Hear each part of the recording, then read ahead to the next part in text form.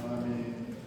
하늘에 계신 우리 아버지, 아버지의 이름이 거룩히 빛나시며 아버지의 나라가 오시며 아버지의 뜻이 하늘에서와 같이 땅에서도 이루어지소서.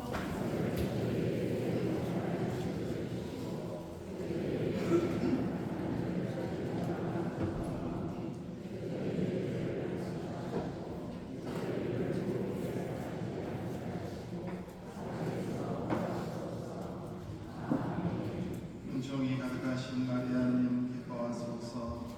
주님께서 함께 계시니 여인 중에 복되시며 태중의 아들 예수님 또한 복되시나이다.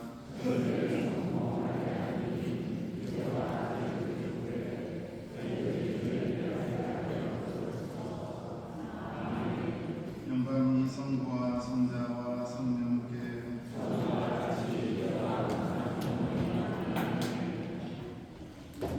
오늘은 주님 제3주일이며 우리의 사랑이 필요한 이들을 기억하고 그들에게 주님의 사랑을 실천하는 자선주일입니다. 이웃에 대한 조건 없는 사랑이야말로 그분께서 우리에게 바라시는 가장 큰 뜻이기 때문입니다. 주님의 길을 닦아 사람들을 주님께 이끌었던 세례자 요한처럼 우리의 사랑으로 더욱 많은 이가 주님을 만날 수 있게 해야 하겠습니다. 경건한 미사 참여를 위하여 휴대폰 전원을 꺼주시거나 무음으로 설정해 주시기 바랍니다.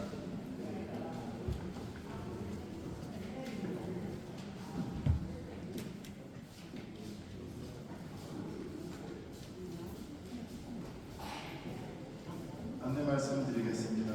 오늘은 자선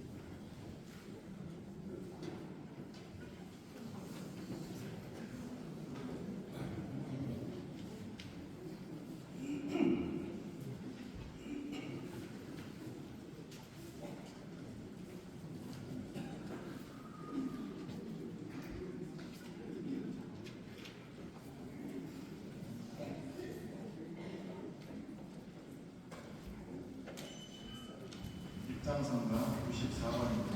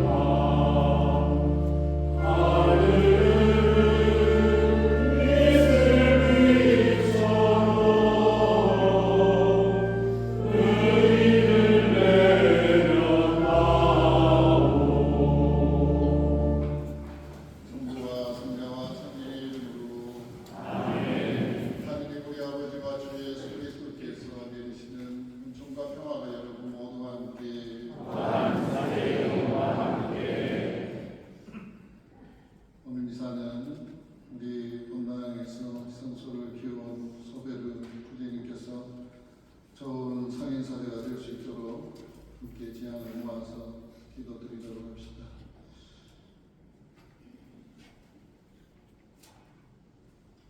진심으로 뉘어진 사람을 용서하러 오신 주님, 자비를 베푸소서. 주님, 자비를 베푸소서. 죄인을 부르러 오신 그리스도님, 자비를 베푸소서. 그리스도님, 자비를 베푸소서. 성부 오른편에 중개자로 계신 주님, 자비를 베푸소서. 주님, 자비를 베푸소서. 전능하신 하느님, 저희에게 자비를 베푸시어 죄를 용서하시고 영원한 생명으로 이끌어 주소서. 아멘. 기도합시다. 하느님 백성이 주님 성탄을 간절히 기다리오니 저희가 구원의 큰 기쁨을 누리며 즐거운 마음으로 이 축제를 맞이하게 하소서. 성부와 성령과 함께 천주로서 영원히 살아계시며 다스리시는 성자 우리 주 예수 그리스도를 통하여 비나이다. 아멘.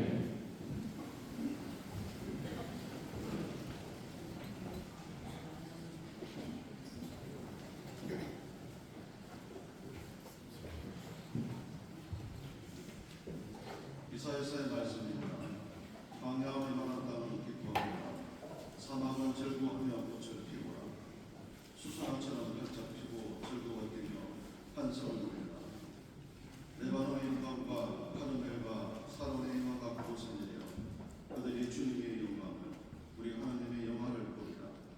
너희는 베풀린 손에 힘을 불어넣고 묵힌 무릎에 힘을 두고 오라. 마음이 불안한 이들에게 말하여라. 굳세어져라. 두려워하지 마라. 오라. 너희의 하나님을 복수가 들이닥친다. 하나님의 보고 그분께서 오시어 너희를 구원하신다. 그때 눈먼 이들은 눈이 열리고 기물은 이들은 귀가 열리라. 그때 닭이 저는 이는 사슴처럼 뛰고 말 못하는 이의 혀는 한선을 흩으리라. 주님께서 해방시키신 이들만 그리로 돌아오리라. 그들은 환호하며 시온에 들으시니 그들은 즐거움이 그들 머리 위에 넘치고 기쁨과 즐거움이 그들과 함께하여 슬픔과 탄식이 사라지리라. 주님의 말씀입니다. 주님은 영원히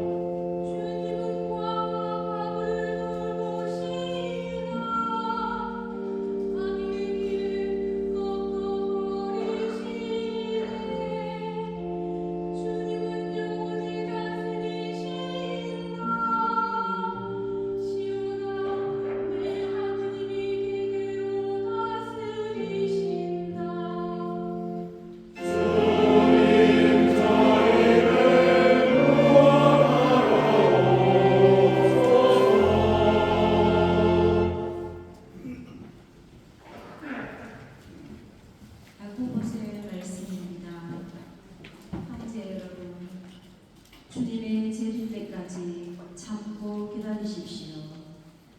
땅의 귀한 소출을 기다리는 농부를 보십시오. 그는 이른 비와 늦은 비를 맞아 곡식이 익을 때까지 참고 기다립니다. 여러분도 참고 기다리며 마음을 굳게 가지십시오. 주님의 재림이 가까웠습니다. 형제 여러분, 서로 원망하지 마십시오. 그래야 심판받지 않습니다. 보십시오. 심판자께서 문 앞에 서 계십니다.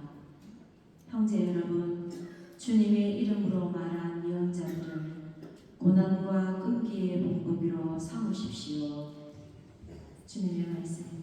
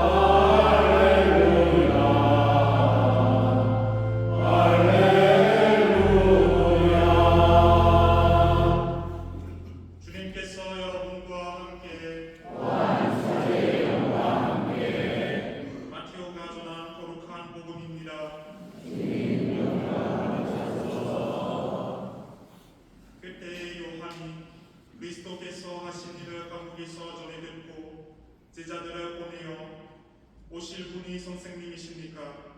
아니면 저희가 다른 분을 기다려야 합니까? 하고 물었다. 예수님께서 그들에게 대답하셨다. 요한에게 가서 너희가 보고 들은 것을 전하여라. 눈먼 이들이 보고 다리 저는 이들이 제대로 걸으며 나병 환자들이 깨끗해지고 귀먹은 이들이 들으며 죽은 이들이 되살아나고 가난한 이들이 복음을 듣는다. 나에게 의심을 품지 않은 이는 행복하다. 그들이 떠나자 예수님께서 요한을 두고 군중에게 말씀하기 시작하셨다. 너희는 무엇을 구경하러 광야에 나갔더냐? 바람에 흔들리는 갈대냐? 아니라면 무엇을 보러 나갔더냐? 고운 옷을 입은 사람이냐? 고운 옷을 걸친 자들은 왕궁에 있다. 아니라면 무엇을 보러 나갔더냐? 예언자냐? 그렇다. 내가 너희에게 말한다. 예언자보다 더 중요한 인물이다. 그는 성경이 이렇게 기록되어 있는 사람이다. 보라, 내가 내 앞에 나의 사자를 보낸다. 그가 내 앞에서 너의 길을 닦아 놓으리라. 내가 진실로 너희에게 말한다. 여자에게서 태어난 이들 가운데 세례자 요한보다 더 큰 인물은 나오지 않았다. 그러나 하늘나라에서는 가장 작은 이라도 그보다 더 크다. 주님의 말씀입니다. 그리스도님 감사합니다.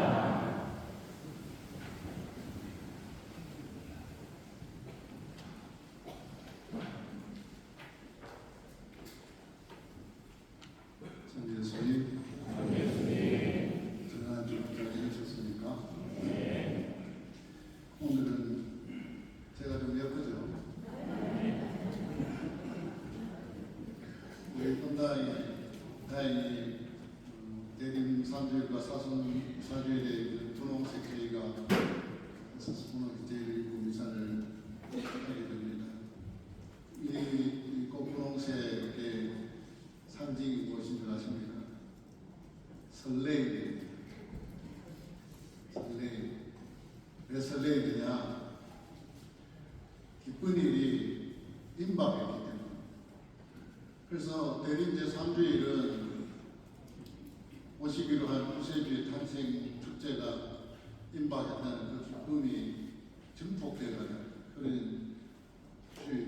그래서 연분홍색 대림초를 밝히고 또 제 색깔도 그런 설레이는 색깔인 연분홍색 제1을 미사를 특별히 12월 17일부터 성탄 대축일 때까지 9일 동안에는 예수 그리스도의 감생에 대한 것을 집중적으로 묵상하고 오시는 아기 예수님을 우리 마음에 받아들이는 마음의 준비를 하는 9일 기도와 같은 그런 시간입니다. 그래서 이때가 되면 필리핀에서는 신방가비라는 특별한 미사를 드리는데 새벽 4시에 해가 뜰 무렵 새벽 4시에 캄캄할 때 정말 목동들이 구유를 찾아가는 그 마음으로 모여서 미사를 드립니다. 신방가비, 가비는 밤 저녁 그 말이고 신방은 미사라는 것이죠. 밤에 드리는 미사. 그래서 그 미사를 드리면서 9일 동안을 지냈는데 이때는 거의 대부분 그 필리핀 신자분들이 미사를 거의 전체 국민들의 85%가 전주 신자니까 성당이 뭐 서전나가는 건 물론이고 성당에 다 오지 못해서 대학교 운동장 같은 큰 곳에서 미사를 하면서 9일 동안 그렇게 지냅니다.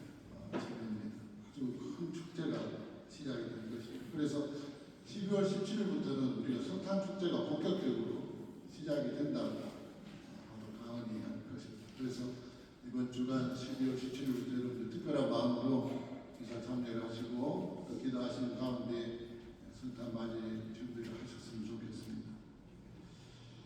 대림절을 지내면서 제가 본당에 불임하고 난 다음에 항상 첫 번째 맞는 대림절 때는 우리 교우분들께 주임신 모여서 특별한 강론을 4주 동안 드리는 걸 사목의 큰 방향으로 잡고 있고 또 그래서 지난 대림 첫째 주일부터 해서 특별한 강론을 하고 있는데 올해는 특별히 또 우리 보좌신부님들께서 이 강론을 똑같이 우리가 같은 내용으로 한 마음이 돼서 합시다. 의기투합을 해서 그런 강론을 원고를 공유를 해서 강론을 합니다. 특강이 먼저 하십니다. 특별 강론. 내용이 특별하고 첫째로 내용이 특별하고 두 번째 특별 기강론입니다. 그래서 불편한 성당 의자에서 특별히 기강론을 듣는 여러분들이 아마 보석이 되지 않는가 그런 생각을 합니다. 첫 번째 주일에는 대림절의 의미와 또 그리고 내년 한 해 동안 우리 본당의 성역 계획 방침을 말씀드리고 두 번째 주일에는 우리 삶이 주님의 은총에 따라 있는 은총에 대한 이야기입니다. 오늘은 은총의 삶이 우리 삶에서 드러나게 이어지게 되는 두레박과 같은 것이 있는데 바로 믿음의 삶, 그 믿음의 삶에 대해서 말씀을 드릴까 합니다.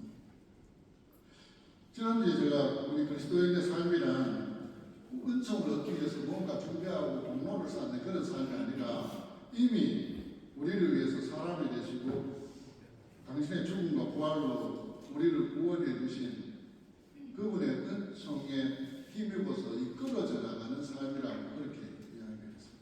그래서 우리가 사는 삶은 주님의 은총이 우리 안에서 드러나는 삶. 그 주님의 은총이 드러나는 삶을 그것을 체험하면서 우리 안에 복음의 기쁨이 성장하게 되는 그런 삶이 바로 은총의 삶입니다. 우리들의 신앙인들의 삶이라고 했습니다. 그래서 우리 삶 속에 피어나는 작은 선행이나 봉사하려는 마음이나 기도하려는 선한 의지들 안에서 우리를 이끄시는 주님의 손길이 드러나고 있고 그것을 깨달으면서 주님께서 나와 함께 해주시는구나 하고 체험하게 되고 또 그 순간 때문에 기쁨을 누리게 되는 것. 그것이 바로 은총의 삶이라 말씀을 드렸습니다. 오늘은 그 은총이 우리 안에서 실제로 드러나고 흘러나오게 되는 요체, 우리가 은총에 닿아서 살게 하는 요체가 무엇이냐? 그 요체가 바로 믿음입니다. 그 믿음에 대해서 함께 묵상을 나눠보고자 합니다. 가끔 TV나 라디오 방송을 통해서 개신교 예배 장면을 볼 때가 있죠. 이 예배 장면을 보면 특이한 점이 목사님들이 교우들에게 자주 이렇게 물어요. 하나님 자녀 여러분, 주님께서 이러저러하게 하실 것을 믿습니까? 주님께서 여러분에게 은총 주실 것을 믿습니까? 주님께서 여러분이 우리 원수를 용서하시는 주실 것을 믿습니까? 주님께서 여러분을 구원해 주실 것을 믿습니까? 이런 말 자주 해요. 맞죠? 그러면 성도들이 뭐 큰 소리로 믿습니다. 아멘 하고 대답을 합니다. 예배 내내 이런 문답이 오고 갑니다. 간호를 하다가도 중간중간에 믿습니까? 믿습니다. 아멘. 그렇게 하죠. 그게 특징입니다. 요즘 우리 성당에 어떤 교우분들이 주임 신부님이 아주 멋들어진 강론을 하면 자기도 모르게 아멘 하는 분들이 있어요. 그럼 우리 전계 신자들 그 소리 나죠. 쓱 쳐다보면 아니 우리에게 좀 낯선 관계이긴 하죠. 그런데 이 예배 장면에 믿습니까? 하고 묻는 장면과 믿습니다 하고 대답하는 장면을 살펴보면 중요한 포인트가 있어요. 목사님이 믿습니까? 하고 물을 때 그 질문의 내용은 항상 이렇습니다. 주님께서 여러분에게 이렇게 저렇게 하실 것을 믿습니까? 주님 계획을 믿느냐는 거예요. 절대로 네가 잘할 수 있겠느냐, 네가 이렇게 할 수 있다고 믿느냐 이걸 묻지 않습니다. 주님의 계획, 주님의 권능, 주님의 은총과 치유와 용서, 주님께서 이루시려는 일에 대한 믿음을 묻고 있다는 것입니다. 복음에서 예수님께서 기적을 베푸실 때에도 이렇게 묻습니다. 내가 그런 일을 할 수 있다고 너는 믿느냐? 내 병이 나을 것 같으라고 믿느냐? 네가 볼 수 있겠느냐? 라고 묻지 않았습니다. 여기서 예수님이 믿느냐, 믿습니까? 하고 물을 때에 목사님도 마찬가지 물을 때 주어는 항상 예수님 자신입니다. 이 점은 우리가 도대체 무엇을 믿어야 하는지를 분명하게 보여줍니다.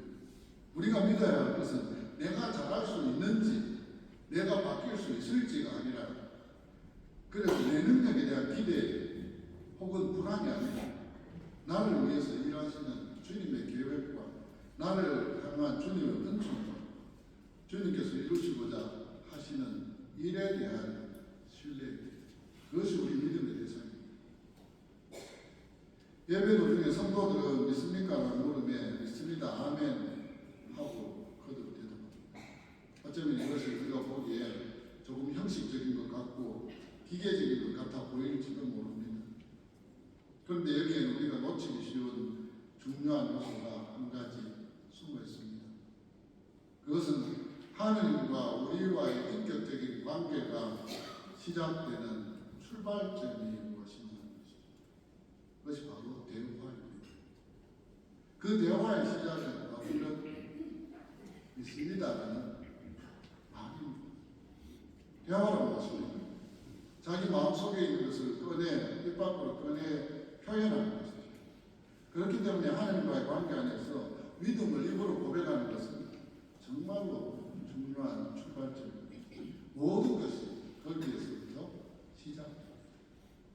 예수님의 잉태를 알리는 수태고리의 장면을 한번 떠올려 보십시오. 천사 가브리엘이 마리아에게 와서 하나님의 계획을 전했을 때 마리아는 이렇게 응답했습니다. 보십시오, 저는 주님의 종입니다. 말씀하신 대로 저에게 이루어지기를 바랍니다. 이 한마디의 고백, 이 발설로부터 마리아 일생의 자원이 열리고 하느님의 구원 계획이 마리아를 통해서 역사 안에 보이는 현실이 되기 시작합니다. 마리아가 동정녀의 몸으로 구세주를 잉태하기 위해서 무언가 노력한 건 없습니다. 또 예수님을 만나서 눈을 뜨게 된 소년도 마찬가지였죠. 주님 믿습니다 라는 이 고백에서부터 그 소경에게 은총의 역사가 열리기 시작합니다. 믿습니다라는 말이 그 발설이 지니고 있는 영적인 힘인 것이죠. 우리 가톨릭 신자들은 믿습니다, 아멘이라는 말을 입에 올리는데 조금 부담을 많이 느끼시는 것 같습니다. 여러분 주님 믿습니까?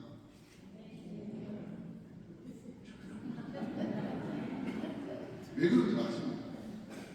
왜 이 말 하기가 부담스러우냐? 한번 믿는다고 했다가 못 지키면 왜 하지? 괜히 큰 소리 쳤다가 내가 책임 못 지면 왜 하지? 라는 생각이 먼저 드는 것입니다. 제가 서두에 말씀드렸습니다. 믿는다 할 때 무엇을 믿는 것입니까? 하나님의 능력을 믿는 것이죠. 내 능력을 맹세하는 것이 아니라는 것이죠. 우리가 믿습니다라고 말할 때 그것은 제가 잘 해보겠습니다, 제가 해내 보이겠습니다 라는 것을 맹세하는 자기 과시가 아니라 주님 저를 위한 당신의 계획과 은총의 능력을 받아들입니다. 주님께서 제 안에서 일하실 것을 믿습니다. 당신께서 저를 위해 계획하시는 것을 그것이 제 안에 이루어지기를 제가 바랍니다 하는 겸손한 수행의 고백이지, 내가 주님을 믿어서 뭘 주님 해낼 것입니다 하고 내 능력을 맹세하는 것이 아니라는 것이죠. 우리는 그것을 그렇게 생각하기 때문에 내가 믿는다는 말 이야기하기가 조심스러워. 내가 그렇게 하지 못할 걸 너무 잘 알기 때문에. 그렇지만 우리가 믿습니다, 아멘 하는 것은 바로 주님께 대한 믿음을 주님의 계획을 겸손히 수용하는 고백입니다. 예수님께서는 눈먼이들을 고치면서 이렇게 말씀하시죠. 너희가 믿는 대로 되어라. 우리가 믿는 대로, 우리가 주님의 능력을 믿는 대로 주님께서는 우리 안에 이루시는 것이죠. 반대로 믿지 않는 이들 가운데에서는 주님께서 그 믿음 없음을 이상하게 여기셨고 그곳에서는 특별한 기적을 행하지 않으셨고 행하실 수 없었다 합니다. 그러므로 우리는 삶의 순간마다 이렇게 조용히, 그렇지만 단호하게 자주 이렇게 말해야 됩니다. 주님 저는 믿습니다. 이 믿음의 고백을 통해서 우리는 주님과의 올바른 관계 안에 들어가고 그 은총으로 말미암아 거룩함에 이르게 됩니다. 아담과 하와가 주님의 말씀에 돌아서 버렸을 때 그 관계가 깨져버리지 않습니다. 그 주님과의 관계 안에, 믿음의 관계 안에, 고백 안에 있을 때 우리는 주님과 올바른 관계를 하나님의 은총 안에 거룩함에 들어가게 되는 것입니다. 그렇다면 우리들의 믿음은 어떻게 들어가고 어떻게 실천될 것입니까? 오늘 강론에서는 세 가지 정도 제가 특징지어서 말씀을 드리고자 합니다. 바울 사도가 처음 복음을 전했던 이방인의 동네가 데살로니가였습니다. 데살로니가에 복음을 전했는데 그 이방인들이 그 바울 사도의 말씀을 통해서 예수님께 대한 믿음을 가지게 되고 그것이 교회가 생겼습니다. 그래서 첫 번째 선교여행 때 데살로니가에 복음을 전하고 그 다음에 돌아와서 데살로니가에 가지를 못하고 다른 곳으로 갑니다. 그런데 이 데살로니가 교우들이 열심한 신앙생활을 합니다. 그래서 첫 번째로 데살로니가 교우들의 소식을 듣고 그 교우들을 잊지 못해서 편지를 보낸 것이 데살로니가 1서인데 그것이 우리가 신약 성경에서 가장 첫 번째로 글로 쓰여진 성경입니다. 그래서 굉장히 중요하죠. 사도행전이나 복음서보다 먼저 쓰여진 책이 데살로니가 1서예요.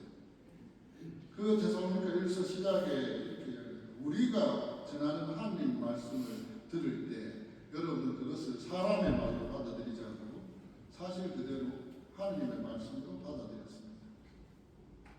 그리고 그 말씀이 신자 여러분 안에서 활동하고 있습니다 하고 말해요. 그래서 믿음은 말씀을 받아들이는 데서 시작됩니다.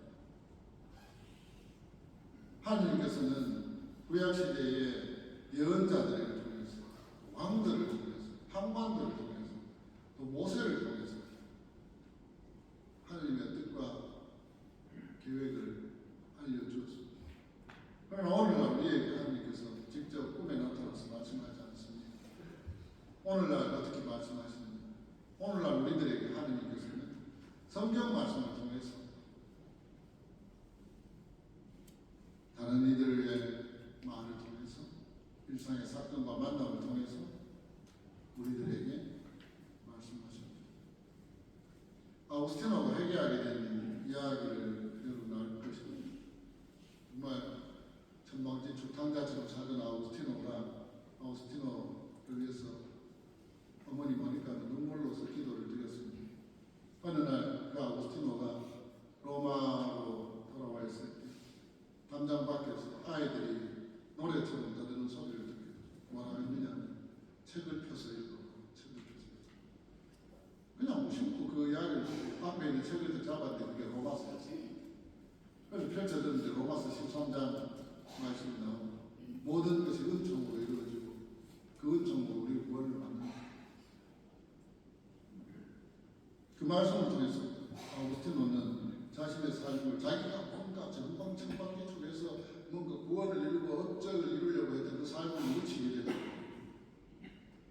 주님께 믿음을 고백하게 됩니다. 결국 교회의 큰 성인이 이 아우구스티노 성인이 하나님의 은총이 우리를 위해서 먼저 베풀어져서 우리가 그 은총의 삶을 산다는 것을 가장 크게 알려주었습니다. 그래서 아우구스티노 성인 별명이 은총 박사입니다. 우리도 이런 경험을 가끔할 때가 있습니다. 언젠가 들었던 그 말과 그 사건, 그 책의 한 줄이 사실은 하느님께서 나에게 주신 말씀입니다. 그때 거기에 진리가 있습니다. 할 때가 많이 있습니다. 그러나 가장 확실한 하느님의 말씀은 사도들을 통해서 우리들에게 전해진 말씀입니다. 우리는 그 말씀을 통해서 믿음에 이르게 됩니다. 믿음은 바로 그 말씀을 받아들이는 것이죠. 사도들은 예수 그리스도의 제자이고 부활의 증인이고 주님께서 성령을 부어 보내신 이들입니다. 그래서 사도들이 전한 복음 말씀 안에는 성령의 강도로 인한 특별한 하느님의 권위가, 하느님 말씀의 권위가 담겨있고 이 사도들의 말씀과 증언을 성령의 그 심 안에서 기록한 것이 바로 성경입니다. 그래서 성경은 단순한 책이 아니라 하느님의 말씀, 곧 하느님 자신인 것입니다. 그 성경 말씀을 받아들이는 것 안에서 우리들이 믿음이 부여됩니다. 그리고 오늘 우리 시대에는 그 사도들의 권위를 성품성사를 통해서 이어받은 주교님들과 또 주교님들의 협조자들인 신부님들을 통해서 그 말씀이 선포됩니다. 성경 말씀이 쌀이라고, 우리가 먹는 밥의 재료가 아니라 쌀이라고 보면 강로는 그 쌀로 맛있는 밥을 주는 밥이라고 하죠. 소화가 용이하고 영양 섭취가 용이하고 지어진 밥입니다. 그래서 신부님들이 강론을 준비할 때 사랑하는 자녀를 위해서 정말 정성을 다해서 밥을 줬듯이 강론을 잘 준비해야 되는 것도 사제들이 해야 될 일입니다. 이 강론을 통해서 하나님의 말씀이 선포됩니다. 저 역시 의사강론을 하면서 제 입을 통해서 발설되는 이 말씀을 제 자신으로 다시 듣게 됩니다. 그리고 마음속으로 이렇게 기도합니다. 주님, 이 말씀이 저 자신에게도 먼저 적용되게 하시고 저도 이 말씀으로 성화되게 하소서 기도합니다. 하나님께서는 사제들을 통해 강론을 통해 우리에게 말씀하고 계십니다. 하나님, 미사 때 또 긴 이야기가 시작되어 있구나 하고 마음의 문을 닫지 마시고 성령께서 그 말씀 안에서 우리에게 불어오시도록 내 귀한 마음이 열리도록 먼저 청하면서 강론을 들어보시기 바랍니다. 어머니가 해주고 맛있는 밥을 참으로 귀하게 입으면서 꼭꼭 씹어서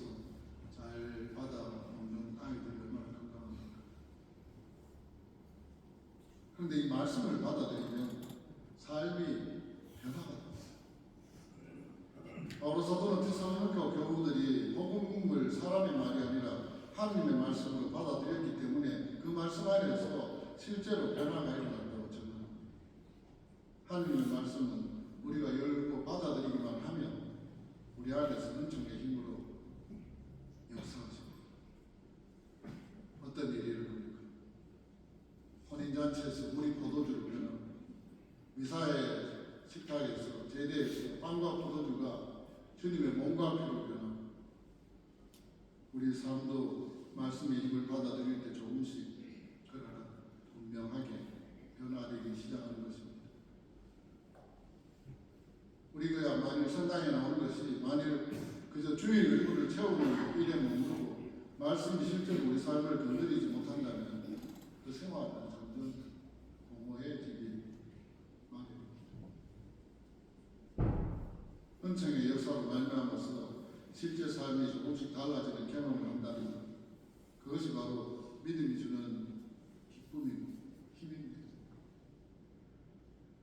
저는 사제로 살면서 가끔 우리 교우들의 삶 속에서 이런 은총의 움직임을 볼 때마다 가슴이 뭉클해지고 정말 주님께서 계시고 하고 전율을 느끼고 감사를 드립니다. 특별히 예비신자 교리를 할 때 이 교우들이 예비신자 교리에서 듣는 것은 전부 말씀입니다. 그 말씀을 받아들인 후에 6개월이 지난 다음에 그 삶의 모습이 얼마나 바뀌어 있느냐 하는 참으로 놀라운 변화입니다. 그래서 그런 것을 보고 주님을 고백하지 않을 수 없고 감사드리지 않을 수가 없는 것이죠. 그렇다면 하나님의 마음에 드는 믿음의 삶이 이 말씀을 통해서 주어지는 믿음의 삶이 구체적으로는 어떤 모습으로 표현되는지 한번 보겠습니다. 가장 어둠에 되는 삶은 하나님께 감사의 제사를 드리기 위해서 함께 모이는 것입니다. 주일에 모여서 미사를 하고 구역과 모임을 통해서 말씀을 나누고 함께 기도하는 일. 이 모든 것이 주님께 기쁨이 되는 일. 예수님께서 말씀하시죠. 2사람이나 3사람이 내 이름으로 모인 곳에 나도 거기에 함께 있겠다. 주님께서는 우리가 혼자 기도하는 것도 기뻐하시겠죠. 하지만 신자들이 함께 모여서 큰 웃음과 기도를 드리는 것을 더욱 기뻐하십니다. 왜냐하면 그 모임 안에서 힘이 생겨나기 때문입니다. 교회의 영적인 힘, 물질적인 힘, 복음을 전하는 힘이 이 모임 안에서 생겨납니다. 우리가 전부 각자 자기의 골방에서 기도한다는 그런 힘이 생겨나겠습니다. 둘째는 재물의 보물입니다. 예수님께서 내 보물이 있는 곳에 마음도 있다 하셨습니다. 재물이 있는 곳에 마음이 있기 마련입니다. 우리는 미사를 봉헌할 뿐만 아니라 하나님께 헌금과 경호금을 바치고 감사한 금을 바치고 하는 것을 통해서 하나님께 대한 우리의 믿음을 구체적으로 드러내기도 합니다. 부모님을 공경할 때 자주 드리고 찾아뵙는 것만이 아니라 때로는 용돈도 드리고 부모님의 삶을 물질적으로 부양하고 보태드리는 것이 부모님께 실제적인 기쁨이 되듯이 재물을 봉헌한다는 것이 단순히 돈의 문제가 아니라 사랑의 표현입니다. 왜냐하면 재물을 누구에게 주는 것은 내 것을 희생하지 않고서는 할 수 없는 일입니다. 내가 필요로 하는 것을 조금 미루고 누군가 나누고 누군가를 위해 포기하는 그것이 이기 때문입니다. 그래서 재물을 드리는 의미는 보이지 않는 나의 사랑을 보이게 드러내는 성사가 있는 것입니다. 하나님께서 우리를 사랑하실 때 말만 하셨습니다. 직접 사람이 되어 세상에 오시고 당신 목숨을 희생하시고 피를 흘리셨습니다. 그래서 하나님의 사랑이 예수님 안에서 확정이 되고 그 확정된 사랑이 우리들에게 베풀어지고서 우리가 구원되었습니다. 성바오로 사도는 이렇게 말합니다. 사랑이 없으면 울리는 징과 요란은 꽹과리에 정하지 않습니다. 믿음도 마찬가지겠죠. 실제적인 봉헌과 구체적인 행동으로 드러나지 않는 믿음이 참된 믿음이 될 수가 없을 것입니다. 주님 사랑합니다라는 말은 그런 고백은 말로도 필요하지만 그 말이 진실하다는 증거를 우리 삶과 봉헌에서 드러내야 합니다. 그래서 주일에 봉헌하고 기꺼이 교목을 마치고 감사함도 하게 됩니다. 그것이 제 마음이 주님께 있습니다라는 믿음의 표지가 될 것입니다. 하나님께 무언가 봉헌하는 것이 세상 사람들에게는 참으로 아까운 것입니다. 보이지도 않는 하는 것같아요. 뭘 갖다니 이해하기 힘든 일일 수도 있습니다. 그러나 믿는 이에게는 내가 하나님께 무엇이라도 조금이라도 드릴 수 있다는 것 자체가 기쁨이요.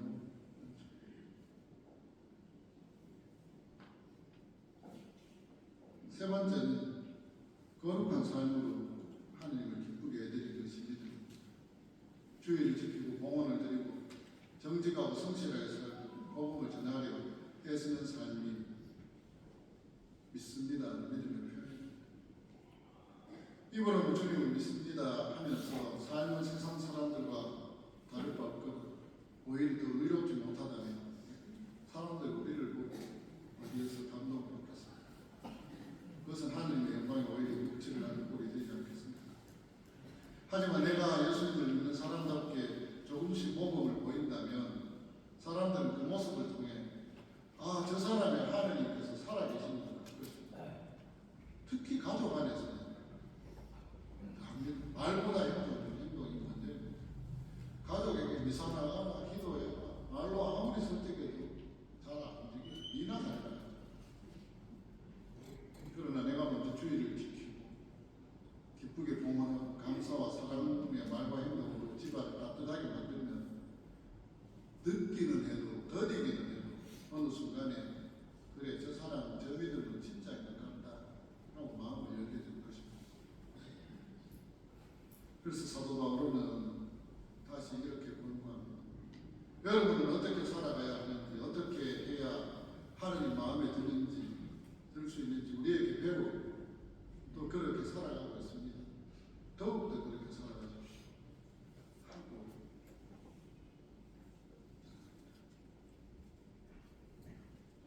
마지막으로 바울 사도는 믿음의 삶에 가장 중요한 것이 감사하는 것입니다.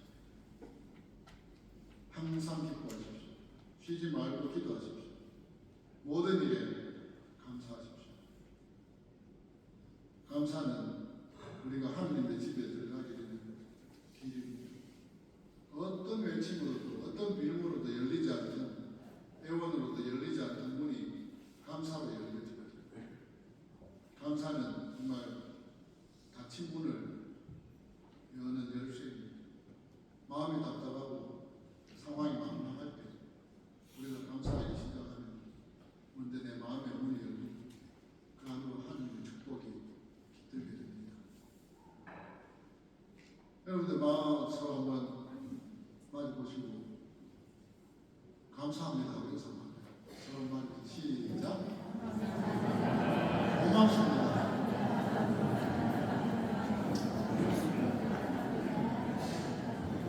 다들 없잖아요. 다들 지금 주변에 사람 아무도 없잖아요.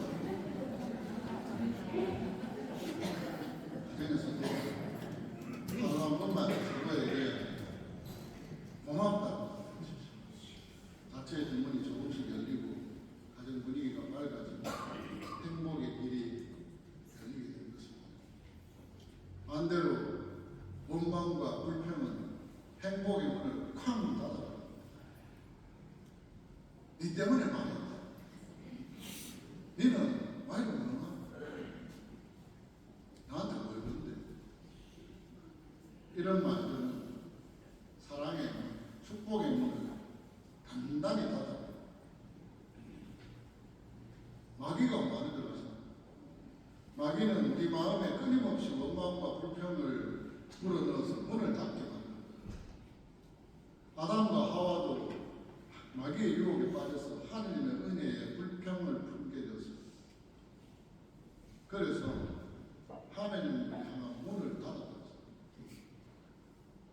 축복의 문을 가장 빨리 닫는 첩경이 바로 원망과 불편. 그러나 감사는 닫힌 문을 열고 얼어붙은 마음을 녹인 것입니다. 그래서 바울 사도가 언제나 감사하라고 가르치는 것이죠. 감사는 하늘의 문을 항상 열어두는 것일 뿐만 아니라 우리들 서로의 관계의 문도 열어놓습니다. 하늘의 문이 열려 있어야 하늘의 축복이 우리들에게 계속해서 깃들이게 될 것입니다. 서로의 관계의 문이 열려 있어야 사랑이 깃들이게 될 거라는 것입니다. 믿음의 삶은 바로 그런 것입니다. 하나님께서는 우리 안에서 작은 선, 작은 충실함을 찾아서 상 주신 것을 좋아하십니다. 반대로 마귀는 우리의 못난 점을 확대해서 신랑, 실망과 절망에 빠뜨려버립니다. 그렇기 때문에 하나님은 좋으시고 마귀는 나쁘고 우리는 그 좋으신 하나님께 바짝 붙어서 그분을 신뢰하며 그분의 말씀을 받아들이고 믿음을 고백하고 동원과 감사에 살면서 믿음이라는 기력으로 은총이 마르지 않는 샘물을 날마다 길어 올릴 수 있는 그런 복된 사람들이 되면 좋겠습니다. 이 대림 시기에 우리 모두가 이런 믿음의 은총 가운데서 또 그 은총이 여러분 안에 풍성히 내리게 되기를 기도합니다. 아멘. 다 함께 신앙고를 이렇게 마치시고 한 분이신 하나님을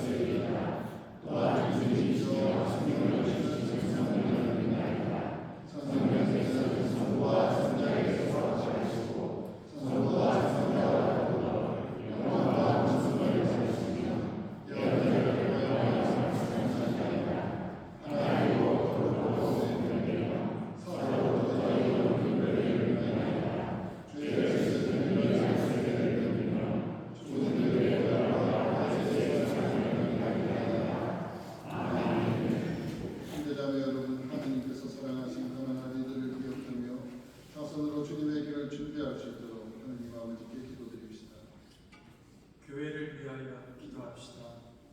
참사이신 주님, 세상 속에 머무르며 주님을 전하는 교회를 보고 살피시어 현대의 풍요 속에서도 가난으로 힘겹게 생활하는 이들을 먼저 찾으며 주님의 자비를 실천하게 하소서. 주님, 저희 교회를 들어주소서.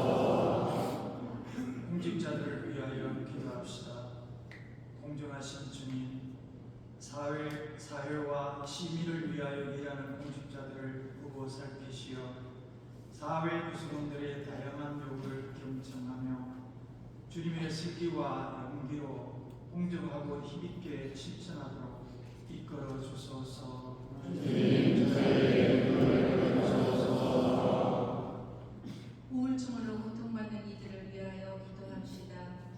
치유자이신 주님, 우울증이나 과로로 지쳐 고통받는 사람들을 보살펴 주시어 그들의 몸과 마음을 위로해 주시고 그들이 주변의 적절한 도움을 받아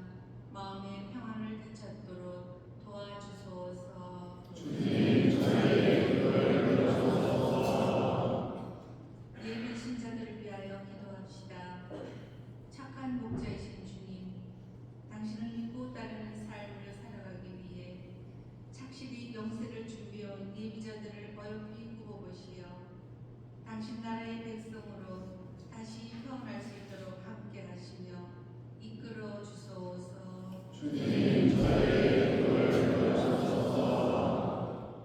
이 모든 기도를 우리 주 예수 그리스도를 통하여 비나이다. 아멘.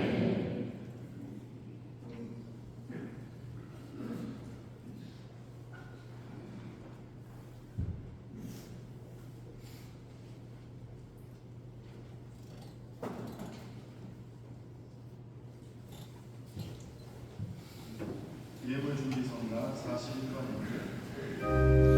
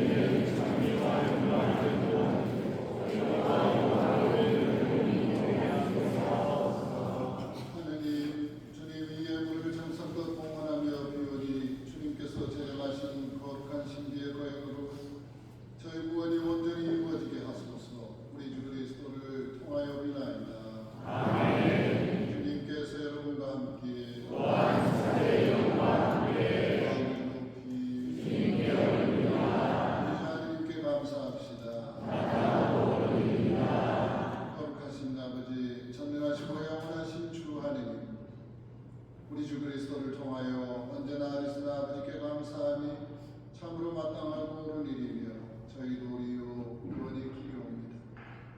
그리스도께서 비천한 인간으로 처음 오실 때에는 구약에 마련된 임무를 완수하시고 저희에게 영원한 구원의 길을 열어주셨나이다.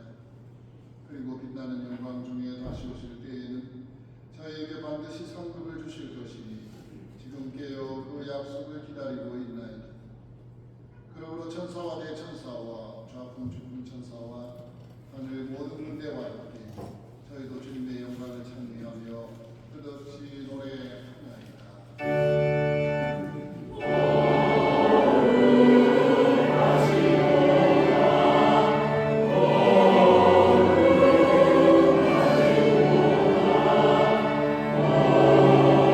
주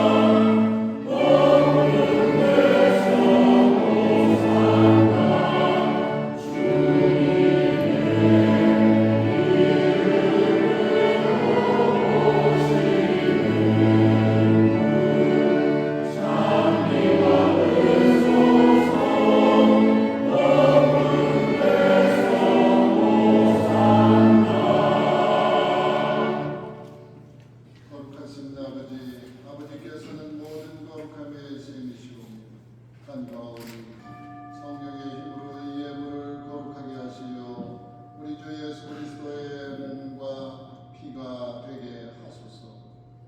스스로 원하신 순환이 다가오자 예수님께서는 빵을 들고 감사를 드리신 다음 쪼개어 제자들에게 주시며 말씀하셨나이다. 너희는 모두 이것을 받아 먹으라. 이는 너희를 위하여 되어줄 내 몸이다.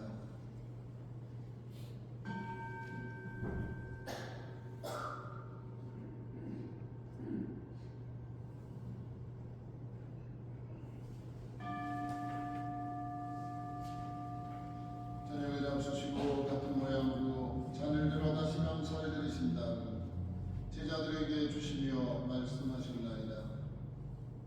너희는 모두 이것을 받아 마시라. 이는 새롭고 영원한 계약을 맺는 내 피의 잔이니 죄를 사하여 주려고 너희와 많은 이를 위하여 흘릴 피다. 너희는 나를 기억하여 이를 행하여라.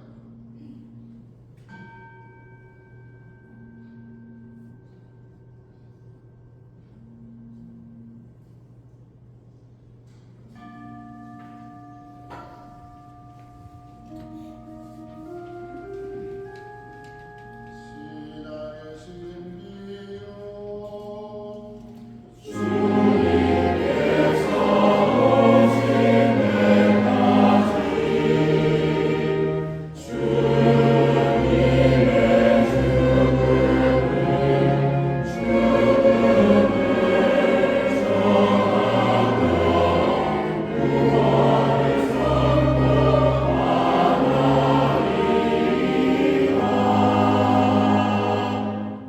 아버지, 저희는 그리스도의 죽음과 부활을 기념하며 생명의 빵과 구원의 잔을 봉헌하나이다.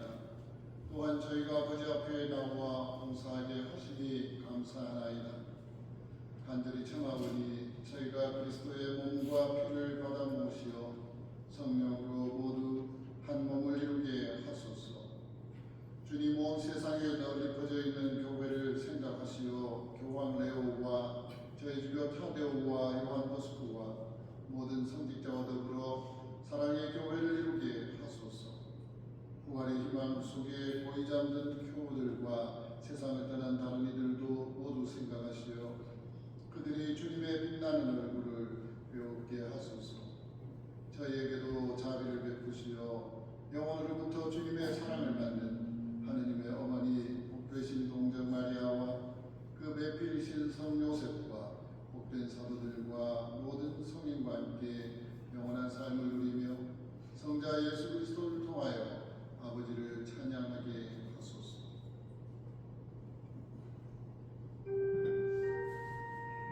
그리스도를 통하여 그리스도와 함께 그리스도와 안에서 성령으로 하나를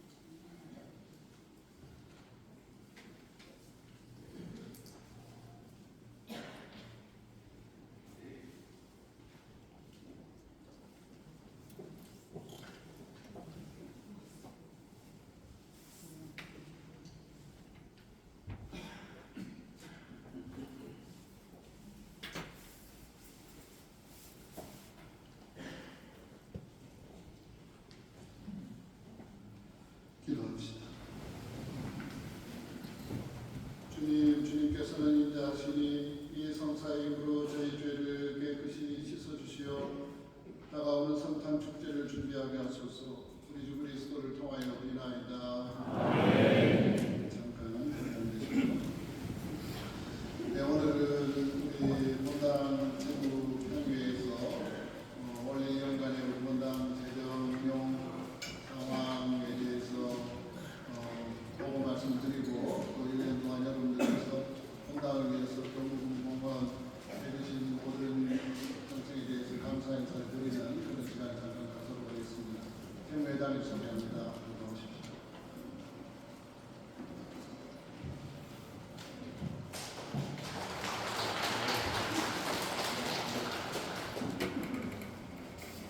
참예수님, 저는 월성성당 제국회계위원장으로 봉사하는 정월수 대변인입니다. 먼저 도구 발표를 허락해 주신 시민과 귀한 시간을 허락해 주시는 여러분들께 감사드립니다. 교회로 새로운 한 해를 맞이하면서 교회원분들에게 본당 발전에 기능이 되는 우리 재정 현황을 말씀드리겠습니다. 자세한 내용은 게시판을 참고해 주시면 감사하겠습니다. 현안 보고에 앞서 이 자리를 빌어 어려운 경제 여건 하에서도 기쁜 마음으로 귀한 공헌과 낭을 실천해 주신 모든 교우 여러분들에게 먼저 감사를 드립니다. 2025년 11월 기준 월성 공동체 재정 현황입니다. 총 수입 12억 4,200만 원 중 교훈금이 5억 5,200만 원으로 44.5%, 헌금이 5억 4,600만 원으로 44.5%를 차지하여 이 두 항목이 우리 공동체 재정의 건강한 힘을 알 수 있습니다. 총 지출은 12억 2,900만 원으로 지출 중 가장 큰 비중은 교구 납부금으로 지출 비용의 46.6%입니다. 이어서 행사 및 재단체 보조금 등으로 사용되는 선교비가 1억 8천만 원으로 14.6%, 사회복지 및 주일학교 등에 지원되는 후원금이 1억 2,600만 원으로 9.4%를 차지하고 있습니다. 교우분들이 책정하신 교무금 월 납부액을 금액 무한대로 보면 5만 원 미만이 55%이고 주임이사 참여자 기준 1인당 평균 주일 헌금은 6,260원입니다. 현재 우리 공동체는 크게 세 가지 도전 과제에 직면해 있습니다. 첫째는 공동체 규모의 지속적인 축소 현상입니다.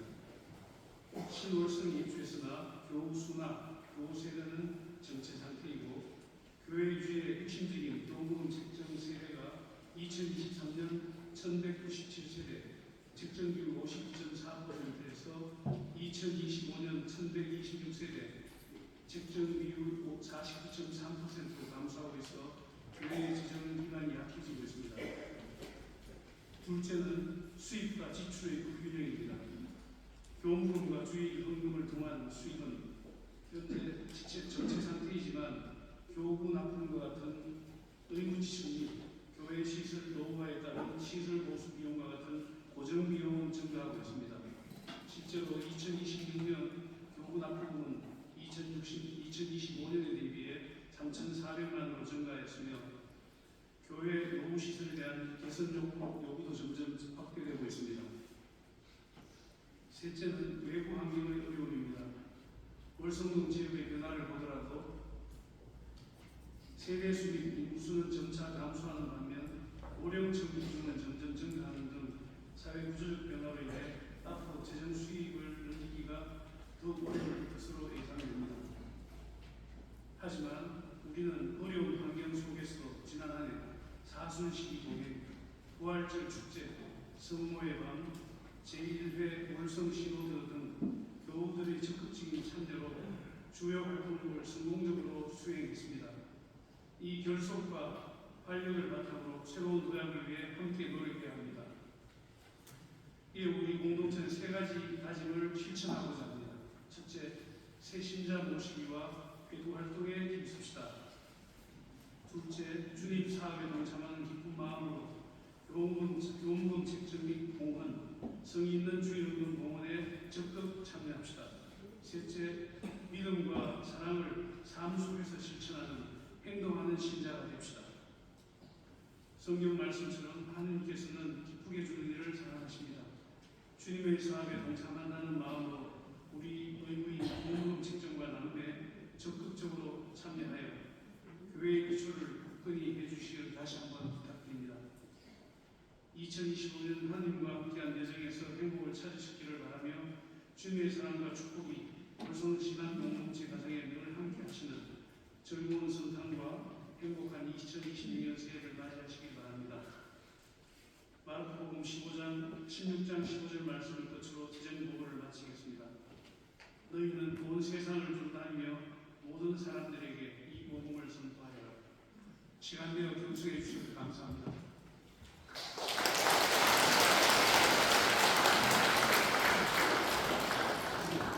장로스대건 안드레아 우리 정평회 회장님 대단히 감사합니다. 본당 정평회에는 재정 전문가들 구성이 되어 있고 그래서 본당 재정 상황을 면밀하게 잘 검토를 하고 또 사용에 대한 지표를 잘 분석해서 저희 좋은 조언을 많이 해주셔서 대단히 감사드립니다. 더불어 정말 올 한 해 여러분들께서 동원해 주신 주일운동과 경무금에 대해서 대단히 감사드리고 또 하나님께서 기뻐하시리라 믿습니다. 정부 관계상 중요한 것 몇 가지 말씀을 드리겠습니다. 소별 부제리 원래 오늘 소별을 하기로 했는데 연말이라 비행기 표를 구하기가 쉽지가 않아 한 주에 미리가 됐습니다. 그래서 언제 가시느냐 하면 12월 24일에 대구에서 출발을 해서 인천에서는 12월 25일 0시 5분 그래서 한밤중에 가서 새벽에 도착할 텐데 아기 예수님처럼 새벽에 그래서 다음 주일 이 시간에 소별의 부제님 하나님은 우리 참 석별의 정을 나누는 그런 시간을 가지도록 하겠고 소별 부제님께서 성원과 기도를 부탁드립니다. 대림 12월의 실천사항들 참고하시기 바라고 또 다음 주 토요일에는 세례식이 있습니다. 28분의 우리 예비 신자분들이 세례를 받고 우리 새 형제자매로 탄생하게 됩니다. 많이 축하해 주시고 다음 주 토요일 오후 4시에 세례식을 하고 그 다음 날 요즘미사 때에 저와 함께 입당 행렬을 하면서 여러분들께 소개를 하도록 그렇게 하겠습니다.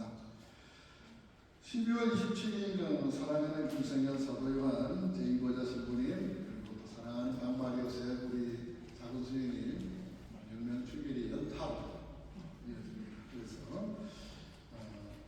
12월 28일에 성가님 주일 때 두 분 축하식을 몰아서 이렇게 하도록 하겠습니다.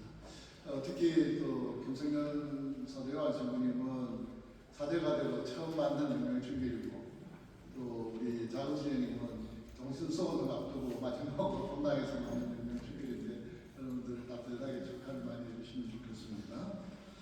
예. 주님 성탄 대축기 비사 안내 그리고 또 기타 안내들 유튜브 잘 참고하셔서 진행하시고 함께 해주시면 좋겠습니다. 모두들 하십시오. 주님께서 여러분과 함께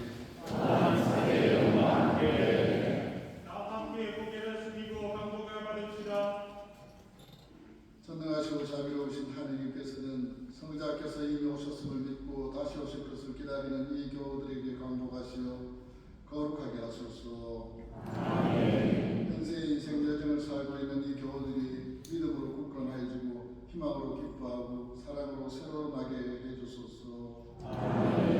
평안하고 기쁜 마음으로 구세주의 성탄 축제를 기다리는 이 교우들에게 성자께서 영광 중에 다시 오실 때 영원한 생명을 상급으로 내려주소서. 전능하신 천주 성부와 성자와 성령께서는 여기 모인 모든 이에게 강복하시어 길이 머무르게 하소서. 주님과 함께 가서 복음을 실천합시다.